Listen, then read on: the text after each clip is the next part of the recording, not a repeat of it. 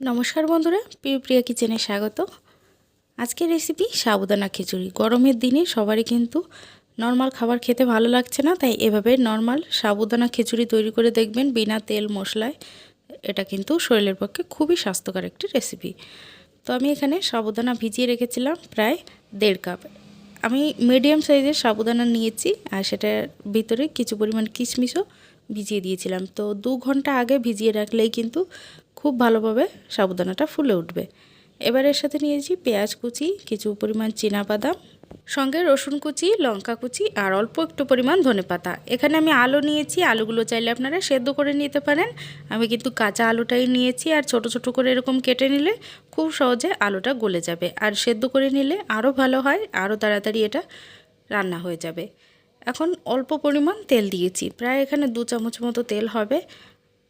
আপনারা যদি ভালো নন স্টিকের প্যানে তৈরি করেন তাহলে তেলের প্রয়োজনই হবে না, বিনা তেলেও কিন্তু রান্না হয়ে যায়। তো তেল না দিলে আমার প্যানটায় লেগে যেত, তাই অল্প পরিমাণ তেল দিয়ে তার ভিতরে ফোড়ন দিয়েছি একটা শুকনো লঙ্কা, অল্প পরিমাণ জিরে, রসুন কুচিগুলো দিয়ে দিলাম, তার সাথে দিয়ে দিচ্ছি পেঁয়াজ কুচি। বেশি রসুন দেওয়ার প্রয়োজন নেই, একটি বড় সাইজের পেঁয়াজ কুচি করে নিয়েছি, সাথে দিয়েছি প্রায় 5-6 কোয়া রসুন, সেটা একদম কুচি কুচি করে নিয়েছি। এবার এটাকে একটুখানি ভেজে নিতে হবে, হালকা, যত সময় কালার না আসে। ভেজে নিলে মূলত স্মেলটা খুবই সুন্দর আসবে।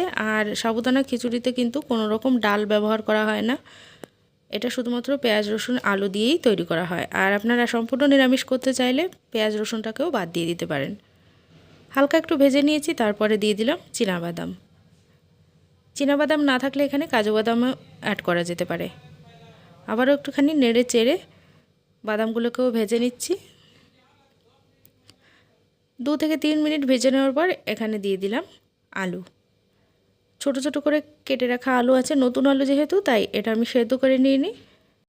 একটু পুরানো আলু হলে অবশ্যই সেদ্ধ করে নেবেন, তাহলে দেখবেন এটা তৈরি করতে টাইম একদমই কম লাগছে। মূলত এই রেসিপিটা তৈরি করতে বেশি সময়ের প্রয়োজনও পড়ে না, প্রায় 10 মিনিটের ভিতর এটা তৈরি হয়ে যায়। স্বাদমতো লবণ দিয়ে দিলাম যাতে তাড়াতাড়ি আলুটা গলে যায়, আর দিয়ে দেবো কোনোর মতে একটুখানি হলুদ গুঁড়ো। এবার সব কিছু খুব ভালো করে মিশিয়ে নিতে হবে।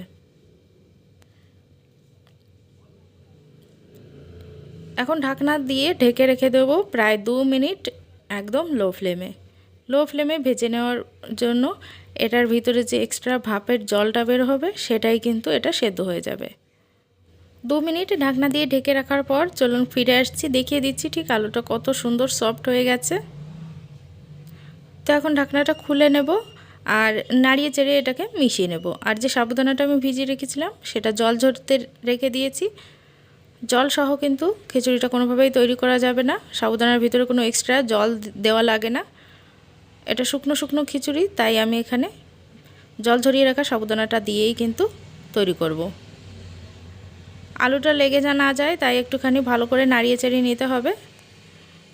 আলুটা যখন পুরোটা গলে যাবে তখন এর ভিতরে একটি বড় সাইজের কেটে রাখা টমেটো দিয়ে দিচ্ছি, হালকা একটু টকটক হলে খেতে ভালো লাগবে।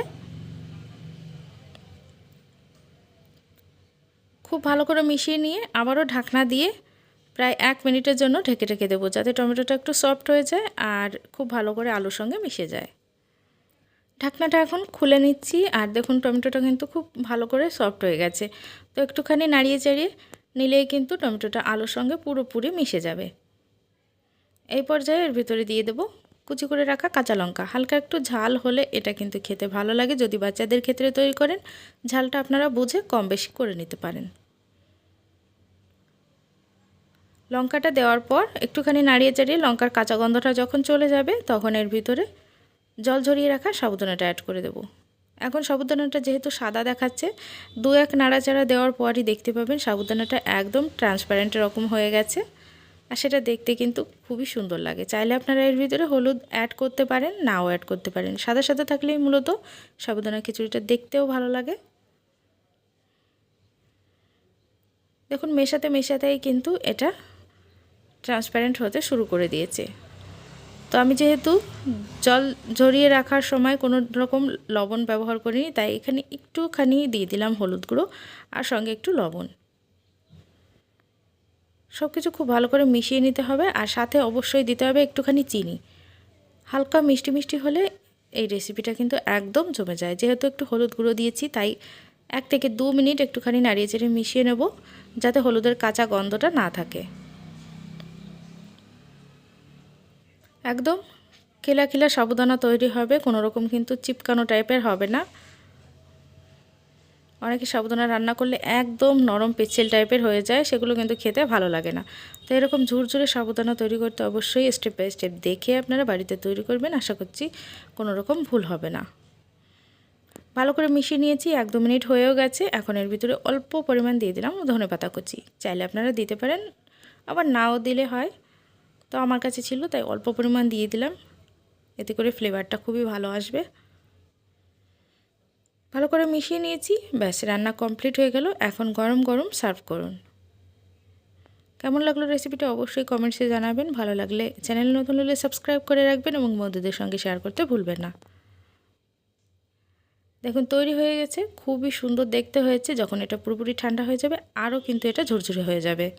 গ্যাসের ফ্লেম অফ করার পরে অবশ্যই একটুখানি লেবুর রস অ্যাড করে দেবেন। এটা দিলে ব্যালেন্সটা ঠিকঠাক মতো হবে আর খেতেও দুর্দান্ত হবে। তো মিশিয়ে নিয়ে নামিয়ে নিলেই তৈরি হয়ে গেল সাবুদানা খিচুড়ি। ভালো লাগলে অবশ্যই একটি লাইক করে যাবেন।